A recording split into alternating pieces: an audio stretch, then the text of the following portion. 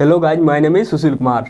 अगर आपने अभी तक चैनल को सब्सक्राइब नहीं किया है तो आप चैनल को सब्सक्राइब कर लीजिए। देखिए, आज हम लोग स्टार्ट करने वाले हैं कक्षा 10 विज्ञान, जिसका हम लोग पार्ट 1 स्टार्ट करने वाले हैं। पार्ट 1 का क्या नाम है? रासायनिक अपक्रियाएं एवं समीकरण। हम लोग विज्ञान को कोई भी टॉपिक हम लोग रटेंगे नहीं, एक एक बिल्कुल पॉइंट टू पॉइंट हम लोग समझेंगे। अगर आपने विज्ञान में अभी कुछ भी नहीं पढ़ा है तो मैं आपका जीरो से लेकर टॉपर बनने का पूरा सफर मैं आपको तय कराऊंगा। तो देखिए, यहाँ पर सबसे पहले हम लोग जानेंगे कि आखिर विज्ञान है क्या। तो देखिए, और विज्ञान से पढ़ने से पहले ये क्वेश्चन उठता है कि आखिर हम लोग विज्ञान पढ़े क्यों, मतलब कि हमको क्यों पढ़ना चाहिए विज्ञान। तो हम लोग जो कुछ भी अपने आसपास देखते हैं, जैसे पंखे का घूमना, तो आखिर पंखा घूम क्यों रहा है, पौधा बढ़ क्यों रहा है। अगर यहाँ पर कहीं पर पौधा लगा है तो पहले देखते हैं पौधा इतना छोटा सा था, फिर इतना हुआ, फिर इतना हुआ, आखिर ये हो क्यों रहा है। तो देखिए, इसमें कुछ क्वेश्चन लिखा है, जैसे कि आखिर विज्ञान क्या है। वैसे अगर मैं आपको अगर समझाऊंगा कि सुसंगठित सुव्यवस्थित क्रमबद्ध विज्ञान को विज्ञान कहते हैं तो यह आपको समझ में नहीं आएगा। तो देखिए, सबसे पहले हम लोग समझते हैं कि आखिर विज्ञान होता क्या है। तो देखिए, विज्ञान क्या है, जैसे पंखा क्यों घूमता है। हम लोग विज्ञान की मदद से जानेंगे कि आखिर पंखा घूमता क्यों है। बारिश कैसे होती है, मतलब कि बारिश क्यों होती है, इसके बारे में हम लोग जानेंगे। सूरज रोज क्यों निकलता है, मतलब कि सूरज का रोज निकलना भी एक साइंस है, एक विज्ञान ही है। पौधे रोज क्यों बढ़ते हैं, आखिर पौधों का बढ़ना क्या कारण है जिसकी वजह से पौधे बढ़ते हैं। गेंद को आसमान में फेंकते हैं तो नीचे क्यों आ जाती है, अगर हमने गेंद को ऊपर फेंका तो नीचे क्यों आ जाती है, वो ऊपर ही क्यों नहीं चली जाती है। इसका भी कोई ना कोई साइंस है। साइंस का मतलब क्या होता है? विज्ञान। चाय का बनना, चाय कैसे बनता है, ये भी एक विज्ञान है। सूर्य ग्रहण लगना, आखिर सूर्य ग्रहण कैसे लगता है, ये भी एक विज्ञान है। ये नहीं कि यहाँ पर कोई राक्षस आता है और इसके बाद में सूर्य को निकल जाता है, वो अलग चीज़ है, वो कहावत है। आखिर इसका साइंस क्या है ये सब हम लोग समझेंगे यहाँ पर। चंद्र ग्रहण कैसे लगता है। नाव का पानी में तैरना, जो नाव होती है आखिर पानी में तैरती कैसे है। इन सब सारे सवालों का जवाब भी साइंस है। मतलब कि अगर जो हम लोग साइंस को एक वर्ड में अगर जो कहना चाहे तो हमारे आसपास में हो रही जो कुछ भी गतिविधि है उनके बारे में जानना ही क्या कहलाता है? विज्ञान कहलाता है। तो देखिए, अगर हम लोग विज्ञान को डिफाइन मतलब परिभाषा के रूप में अगर लिखना चाहे तो कैसे लिखेंगे? जब हम किसी चीज को देखकर, समझकर, परखकर उसके पीछे का कारण जानना विज्ञान कहलाता है। मतलब कोई चीज को हम लोग समझते हैं कि आखिर ये है क्या, फिर इसके बाद में उसके बाद परखते हैं कि आखिर उसमें हो क्या रहा है, और उसके पीछे का कारण जानते हैं, मतलब कि आखिर ये क्यों हो रहा है। तो वो सब क्या है? विज्ञान है। सबसे पहले आप एक मोटी कापी ले लीजिए, लगभग में उसमें 400 पेज होना चाहिए क्योंकि चैप्टर काफ़ी बड़ा है। फिर इसके बाद में आप जो मैं यहाँ पर लिख रहा हूँ पूरा पॉइंट टू पॉइंट आप लिख लीजिए, क्योंकि आपको पढ़ना इस टाइप से है कि अगर आप से अगर जो किसी को अगर आप पढ़ाना चाहें तो पूरा बिल्कुल समझ जाए, उसको कोई प्रॉब्लम ना हो। मैं आपको इस तरीके से पढ़ाऊंगा कि आपको कुछ नहीं आता है और लास्ट में आपकी इतनी तैयारी हो जाएगी कि आप अपने क्लास में टॉप कर जाएंगे। तो पहले आप चैनल को सब्सक्राइब कर लीजिए, फिर इसके बाद में आप ये पूरा लिख लीजिए। हम लोग कुछ बेसिक जानकारी उसके बारे में जान गए थे। अब तो देखिए, हम लोग देखते हैं यहाँ पर कि पदार्थ किसे कहते हैं। देखिए, जो चीज़ जगह घेरती है और जिसका द्रव्यमान होता है पदार्थ कहलाते हैं। मतलब कि पदार्थ का मतलब क्या हुआ? जो कुछ भी हम अपने आसपास देखते हैं, अगर मेरे सामने यहाँ पर एसी लगी है, इधर कूलर रखा है, ये सब क्या है? पदार्थ है। ऊपर जो पंखा लगा है ये भी पदार्थ है, सामने चेयर रखी है पदार्थ है, टीवी पदार्थ है। जो कुछ भी हम लोगों के आसपास होता है वो सब क्या है? पदार्थ है। पेड़ पौधे पदार्थ है। मतलब कि जो कुछ भी है, जो पदार्थ, मतलब जो कुछ भी है स्थान घेरता हो, मतलब कि अगर कहीं पर रखे तो स्थान घेरे। अगर मान लीजिए मेरे पास ये मार्कर है, इसमें लीजिए, और मैंने यहाँ पर अपने हाथ में रख लिया तो ये क्या स्थान नहीं घेरा? पहले मेरा हाथ यहाँ पर इस प्रकार से खाली था, मैंने यहाँ पर रख दिया, स्थान इतना घेर लिया। तो आपका एक क्वेश्चन उठता होगा कि तब तो जो कुछ भी हम देखेंगे वो सब पदार्थ है, क्योंकि मैंने यहाँ पर जो बोर्ड है मैंने इसको इस प्रकार से पकड़ लिया तो ये भी मतलब कि पदार्थ है। सब कुछ पदार्थ है, हम लोग भी पदार्थ हैं। तो आखिर पदार्थ है क्या नहीं? तो देखिए, जो प्रकाश होता है, प्रकाश का मतलब उजाला, मतलब टार्च। जो हम लोग टार्च इस प्रकार से जलाते हैं, तो अगर जो सामने मान लीजिए कोई बॉक्स रखा है, उस बॉक्स में मैंने टार्च जलाया तो क्या वो भर जाएगा? उसमें कोई सामान नहीं आ पाएगा? तो वो सब क्या है? पदार्थ नहीं है, जैसे कि टार्च हुआ, ये पदार्थ नहीं। हवा, आपने कहा हवा भी, उसमें देखिए खाली बक्सा रखा उसमें मैंने भर दिया, खाली बक्सा रखा उसमें सामान भर दिया, कहाँ उसमें कुछ हवा होता ही नहीं है। तो देखिए अगर आप गुब्बारे में अगर आप हवा भरेंगे तो गुब्बारा फूल जाता है। क्यों फूल जाता है? क्योंकि उसमें कुछ ना कुछ तो आयतन रहता है, मतलब कि वो उसके अंदर भर जाता है तभी तो फूल जाता है। जैसे उसमें छेद हो जाता है, निकल जाता है हवा, अपने आप वो पूरा देखिए मतलब पतला हो जाता है इस प्रकार से। ठीक, मतलब कि पदार्थ का मतलब क्या हुआ यहाँ पर, जो कुछ भी हम लोग देखते हैं अपने आसपास वो सब क्या है, पदार्थ है। ठीक, नीचे देखें तत्व क्या है यहाँ पर, तत्व को हम लोग इंग्लिश में क्या कहते हैं, एलिमेंट। और जो पदार्थ है इसे हम लोग इंग्लिश में क्या कहेंगे, मैटर। तो देखिए तत्व वह शुद्ध पदार्थ जो केवल एक ही प्रकार के परमाणु से बना हो। मतलब क्या हुआ, मतलब कि कोई ऐसा पदार्थ हो, इसको समझने से पहले हम लोग ये बात समझते हैं कि आखिर परमाणु क्या है। परमाणु को हम लोग इस प्रकार से समझते हैं, मान लीजिए आपने गेहूं लिया, एक गेहूं इतना छोटा सा होता है, गेहूं का दाना, फिर उसको मैंने पीस दिया। अरे गेहूं का आटा बनता है, उसी प्रकार से मैंने गेहूं को मैंने पीस दिया, फिर उसमें छोटे छोटे और उसके छोटे छोटे कण हो गए, क्योंकि सफ़ेद सफ़ेद बन जाता है ना व्हाइट कलर का। फिर उसमें से भी एक दाना लिया, उसके अंदर लगभग में 100 नहीं, लगभग में 10,000 से ज़्यादा उसमें परमाणु होते हैं। एक छोटे से जो इसकी चाक जो होता है, चाक के जो गर्दा होता है, डस्ट, उसके अंदर लगभग में 1000 से ज़्यादा उसमें परमाणु होते हैं। तो इसी प्रकार मतलब परमाणु बहुत छोटा चीज है। तो देखिए यहाँ पर वह शुद्ध पदार्थ जो केवल एक ही प्रकार के परमाणु से बना हो। उदाहरण हाइड्रोजन। अब हाइड्रोजन क्या है, गैस है। सोना, सोना का मतलब इतना नहीं कि मैंने इतना ले लिया, उसका जो छोटा सा एकदम कण, उससे भी छोटा, वो सब क्या है, परमाणु है। और लेकिन देखिए सोना के अंदर केवल सोना होता है ना, ऐसा तो है नहीं कि सोना के अंदर हमने कई सामान लोहा भी मिक्स कर दिया, ऐसा तो होता नहीं है। तो वो सब क्या है, शुद्ध पदार्थ है। अभी आपने क्या काम किया, आपने पानी लिया, पानी में चाय पत्ती डाल दी, कई चीज आपने मिक्स कर दिया, तो वो ना पानी रहा, ना उसे हम लोग चीनी कहेंगे, क्योंकि अकेला थोड़ा ही नहीं बचा, उसमें तो कई सामान मिक्स हो गए ना। हमको सिंगल चीज चाहिए। अगर गेहूं का बोरा है तो सिर्फ गेहूं का बोरा रहना चाहिए, उसके अंदर चावल नहीं मिक्स होना चाहिए। मतलब इसका मतलब यह तत्व मतलब शुद्ध पदार्थ, मतलब उसके अंदर एक ही चीज हो। तो इस प्रकार से हाइड्रोजन, सोना, चांदी, लोहा, इस प्रकार से जो होते हैं उसे हम लोग क्या कहते हैं, तत्व कहते हैं। तत्व मतलब उसका छोटा, मतलब उसके अलावा उसमें कुछ होना नहीं चाहिए। ठीक, तो ये क्या हो गया, तत्व हो गया। पहले आप यहाँ पर पूरा लिख लीजिए। इसके बाद में जो तत्व के कुछ नाम बहुत ज़्यादा इंपॉर्टेंट है, जो परीक्षा में तो नहीं आते हैं, लेकिन क्योंकि मैं आपको इस प्रकार से पढ़ा रहा हूँ कि आपको कुछ रटना ना पड़े, बिल्कुल सीरियल से, अगर आप कुछ भी नहीं जानते हैं उस प्रकार से मैं आपको पढ़ा रहा हूँ, तो इसलिए आप कुछ का नाम तो आपको थोड़ा सा ध्यान में रखना होगा। तो एक बार पहले आप इसे लिख लीजिए पूरा।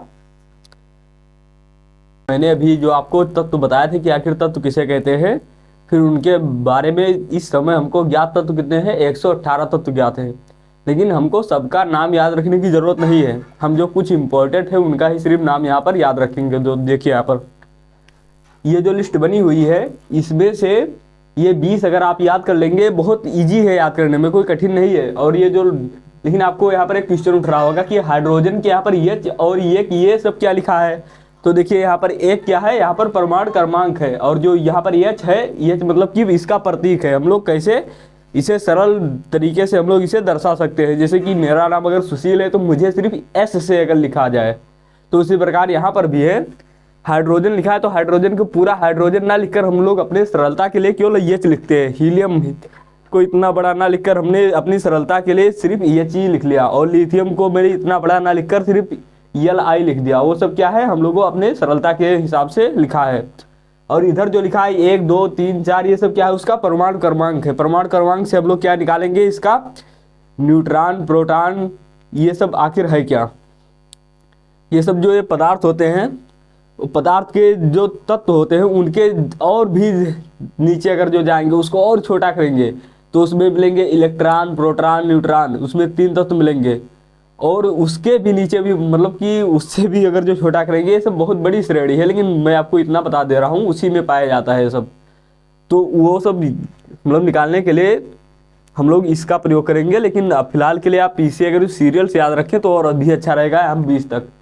और देखिए यहाँ पर जो इसमें कुछ और अतिरिक्त लिखे हैं, जैसे कि यहाँ पर लोहा, copper, zinc, silver, gold, mercury, lead, ये सब जो है ये भी इंपॉर्टेंट है। तो देखिए मैं पहले 20 का नाम आपको यहाँ पर बता देता हूँ। तो देखिए ये पहला लिखा है हाइड्रोजन, हाइड्रोजन को हम लोग किसे डिनोट करते हैं, एच से। दूसरा क्या लिखा है, हीलियम, हीलियम को हम लोग किससे डिनोट करते हैं, एच ई से।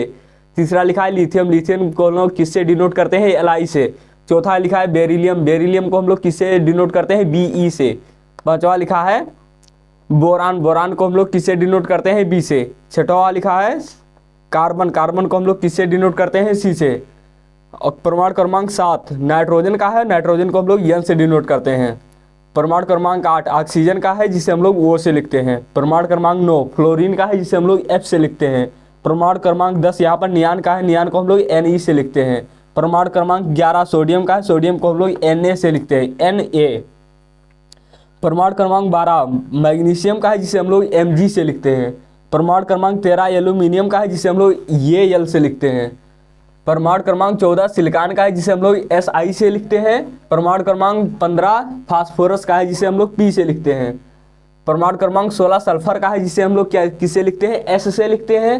परमाणु क्रमांक 17 क्लोरीन का है, जिसे हम लोग सी एल से लिखते हैं। परमाणु क्रमांक 18 आर्गन का है, जिसे हम लोग ए आर से लिखते हैं। परमाणु क्रमांक 19 पोटेशियम का है, पोटेशियम को हम लोग किससे डिनोट करते हैं, के से। परमाणु क्रमांक 20 कैल्शियम का है, जिसे हम लोग किसे लिखते हैं, सी ए से।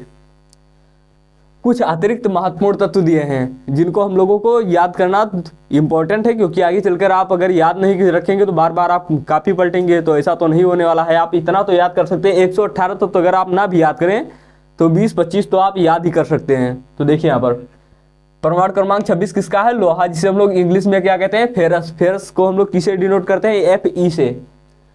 परमाणु क्रमांक 29 को हम लोग कॉपर कहते हैं, कॉपर को हम लोग किसे डिनोट करते हैं, सी यू से। परमाणु क्रमांक 30 जिसे हम लोग जिंक कहते हैं, जिंक को हम लोग किसे डिनोट करते हैं, जेड एन से। परमाणु क्रमांक 47 किसका होता है, सिल्वर का, सिल्वर को हम लोग किसे डिनोट करते हैं, एजी से। सिल्वर का एक दूसरा नाम क्या है, चांदी। सिल्वर का एक दूसरा नाम क्या है, चांदी।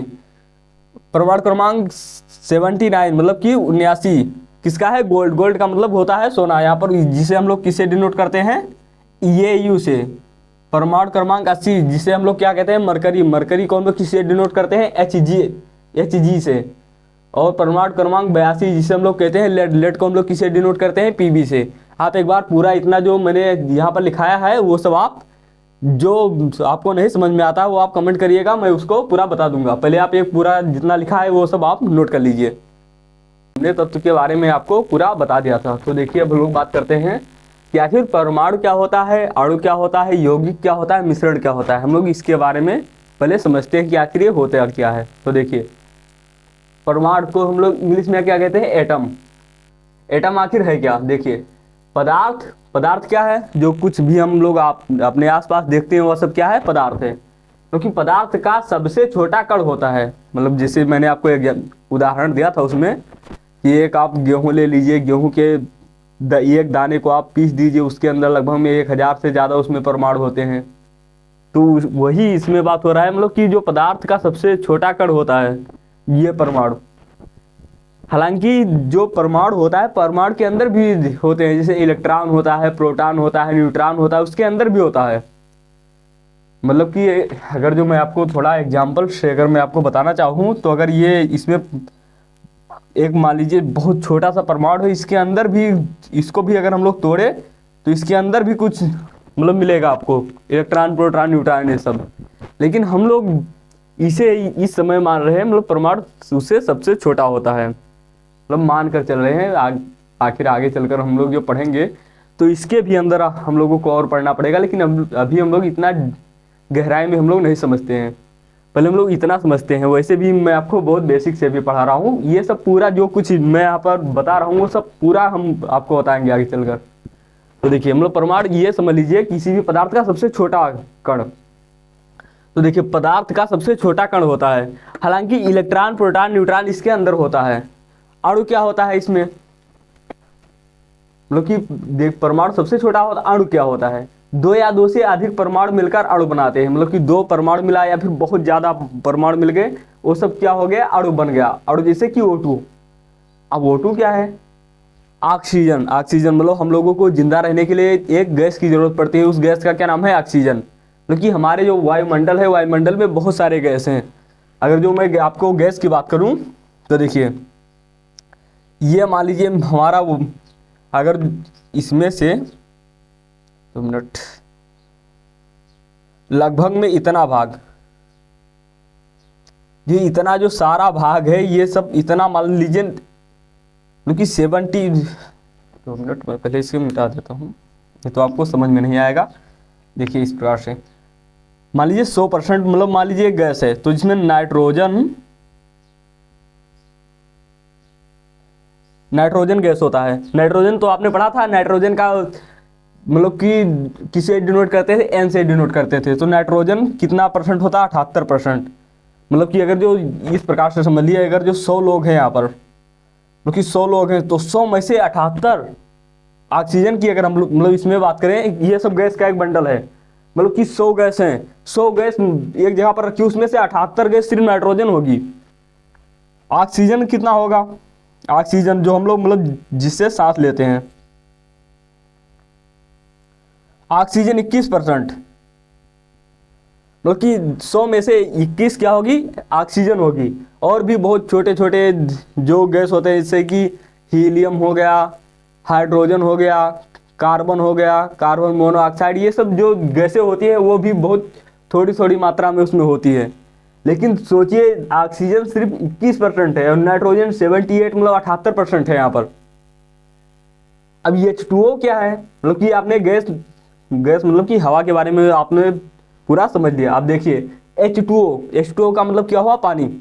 अब देखिए अब ये सर अणु क्या हुआ, मतलब कि अणु कैसे हुआ, देखिए हाइड्रोजन यहाँ पर 2 है, H2 मतलब कि 2 हाइड्रोजन के यहाँ पर परमाणु मिले और एक ऑक्सीजन का मिला, वो मतलब ऑक्सीजन होता है। हाइड्रोजन मतलब HYDROGEN जो मैंने आपको बताया था, ऑक्सीजन को मैंने वो से बताया था, OXYGEN ऑक्सीजन। तो देखिए ऑक्सीजन का अगर हम लोग O ले लें, हाइड्रोजन का अगर हम लोग H ले लें, तो देखिए 2 हाइड्रोजन यहाँ पर है, एक ऑक्सीजन है, तो ये मिलकर पानी बन गया। तो देखिए मतलब कि 2 लोग, 2 या 2 से ज़्यादा, इसमें देखिए 2 हाइड्रोजन का, एक ऑक्सीजन का, इसमें 2 सिर्फ ऑक्सीजन का है, क्योंकि 2 या 2 से अधिक परमाणु मिलकर अणु बनाते हैं। आपने अणु समझ लिया, क्योंकि परमाणु के बाद में जो होता है वो अणु होता है। अभी यौगिक क्या है, यौगिक को इंग्लिश में क्या कहते हैं, कंपाउंड कहते हैं। तो देखिए कंपाउंड क्या है, 2 या 2 से अधिक तत्व निश्चित अनुपात में रासायनिक रूप में मिलते हैं, क्योंकि 2 से 2 हो या 2 से अधिक हो, लेकिन प्रॉब्लम है निश्चित अनुपात। मतलब कि जैसे कि यहाँ पर बात करें पानी की, तो यहाँ पर 2 हाइड्रोजन और एक ऑक्सीजन ही मिल रहा है, ये नहीं कि 3 हाइड्रोजन मिल गए, 4 ऑक्सीजन मिलकर पानी बना दिए, इस प्रकार से नहीं होगा। क्योंकि 2 या 2 से अधिक तत्व को तो आपको पता ही है, जिसमें सिर्फ एक ही प्रकार के मतलब मौजूद हो। अगर जो सोना है तो सिर्फ सोना रहे, चावल है तो सिर्फ चावल रहे, मतलब कि वहाँ पर बहुत छोटे लेवल की बात होती है। निश्चित अनुपात में रासायनिक रूप में मिलते हैं तो यौगिक बनता है, उदाहरण पानी, ये H2O। वास्तव में देखें हाइड्रोजन क्या है, एक ज्वलनशील गैस, जिसे हम लोग गैस सिलेंडर होता है, गैस सिलेंडर में अगर जो हम लोग आग लगाते हैं तो वो जलने लगती है, उसी प्रकार से जलने वाली बहुत ज्वलनशील गैस है ये गैस है। ऑक्सीजन भी गैस है, लेकिन अगर जो दोनों मिल जाते हैं तो पानी बन जाता है, जिसे हम लोग पी सकते हैं। क्योंकि दोनों ने अपना अपना रूप खो दिया, जैसे पहले थे वैसे अब ये नहीं रहे। मतलब कि रासायनिक अभिक्रिया यहाँ पर हुई, मतलब रासायनिक मतलब कि पूरा का पूरा चेंज हो गया। अब नमक था, Na मतलब सोडियम, Cl क्लोरीन गैस है, और यहाँ पर सोडियम, दोनों मिले अब नमक बना दिया। अगर जो क्लोरीन सूंघ ले तो आदमी बेहोश हो जाता है, क्लोरीन गैस इतनी तीखी बदबू होता है उसका। सोडियम भी अलग चीज है, अब दोनों मिल गए तो नमक बना दिया, नमक को हम लोग खाते हैं। अब नमक में ऐसे थोड़े नहीं कि Na मतलब यहाँ पर सोडियम निकल कर भाग रहा है और यहाँ पर Cl मतलब क्लोरीन अलग ही उड़ रहा है, ऐसा नहीं है, वो आपस में रासायनिक अभिक्रिया किए हैं। अब मिश्रण क्या होता है, मिश्रण को हम लोग इंग्लिश में क्या कहते हैं, मिक्सचर कहते हैं। देखिए जब 2 या 2 से अधिक पदार्थ बिना रासायनिक अभिक्रिया, क्योंकि रासायनिक अभिक्रिया नहीं होती है, मिलते हैं, जैसे हवा में ये सब मिक्स रहता है, जैसे 78% उसमें नाइट्रोजन होता है, ऑक्सीजन 21% होता है, और गैस जो होता है लगभग में 1% में जो कुछ भी होता है, जैसे कि हाइड्रोजन, हीलियम, ये सब गैस होता है। तो देखिए, जिसे हवा, नमक और रेत का मिश्रण, आपने नमक लेकर आया और उसमें रेत मतलब कि जो बालू होता है, बालू, नमक और बालू को आपस में मिक्स कर दिया। अब क्या होगा, उसको चाहे इतना घिसे, अगर जो उसको हम लोग चखेंगे तो नमक का स्वाद अलग आएगा, बालू होगा, बालू का स्वाद अलग आएगा। ठीक, ऐसा तो है नहीं कि नमक और बालू दोनों को हमने मिलाया और खूब अच्छे से मीठा बन गया, मतलब कि बिल्कुल आपको चीनी की तरह उसमें स्वाद आने लगा, ऐसा तो है नहीं। मतलब कि यहाँ पर रासायनिक अपक्रिया होकर हाइड्रोजन ने अपना गुण खो दिया, ऑक्सीजन ने अपना गुण खो दिया, यहाँ पर सोडियम लिखा था, जो सोडियम था उसने अपना गुण खो दिया, और यहाँ पर क्लोरीन था, क्लोरीन ने भी अपना यहाँ पर गुण खो दिया। गुण का मतलब क्या होता है, प्रॉपर्टीज। लेकिन यहाँ पर नमक और रेत जैसे हम लोग देखेंगे उनका अपना स्वाद आने लगेगा। तो मैं आशा करता हूँ कि आपको परमाणु, अणु, यौगिक और मिक्सचर, मतलब कि मिश्रण, इनके बारे में आपको जानकारी हो गई होगी। तो पहले आप एक काम कीजिए, इतना जो यहाँ पर लिखा हुआ है इसे आप एक बार नोट कर लीजिए पूरा। कक्षा 10 विज्ञान को पढ़ने के लिए आपको सिर्फ इतना ही बेसिक जानकारी होना जरूरी था, जो मैंने आपको पूरा करवा दिया। मतलब कि जो बेसिक में जितने भी टाइप के आपने नहीं पढ़ा था, जो भी क्वेश्चन आपके बाकी थे वो सब मैंने करा दिया। अब हम लोग स्टार्ट करेंगे कल से कक्षा 10, जो चैप्टर 1 है उनका क्या नाम है, रासायनिक अपक्रिया तथा समीकरण, उसको हम लोग कल स्टार्ट करेंगे, मतलब अगली वीडियो में, इसका पार्ट 2 में। और आपने ये सब जो यहाँ पर सीखा है, ये सब उस चैप्टर को स्टार्ट करने से पहले हमको आना बहुत ज़रूरी था। अगर ये सब अगर हमको नहीं आता तो हम लोग उसको समझने में बहुत ज़्यादा प्रॉब्लम होती। तो आज ये इस चैप्टर का पहला वीडियो था। तो आपको वीडियो कैसा लगा, आप अपनी प्रतिक्रिया यहाँ पर कमेंट सेक्शन में बताइए। और हाँ, अगर आपने अभी तक चैनल को सब्सक्राइब नहीं किया है तो आप चैनल को सब्सक्राइब करके वीडियो को लाइक करें और अपने दोस्तों के साथ में शेयर ज़रूर करें। धन्यवाद।